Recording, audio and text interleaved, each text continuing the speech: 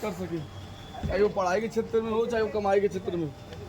देखिए लगे हुए हैं, अपना बता रहे हैं जितेंद्र पहलवान कैसे बॉडी को जो है कि फिर से रिसाइकल करना है, जिस तरीके से वैसे देखिए कर रहे हैं।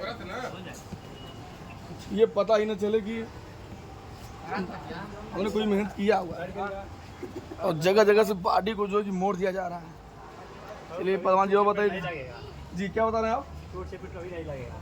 कैसे ऐसे करने से चोट चपेट नहीं लगेगा, बताइए आप? कभी नहीं लगेगा, जिंदगी में पहलवानी खत्म हो जाएगी तभी नहीं। जी कह रहे हैं पहलवानी खत्म हो जाएगी तभी, अगर आप ऐसे करते रहेंगे तो कभी अखाड़े में जो कि चोट चपेट मतलब लगवा नहीं करेगा, चांस ही नहीं है, चांस ही नहीं है।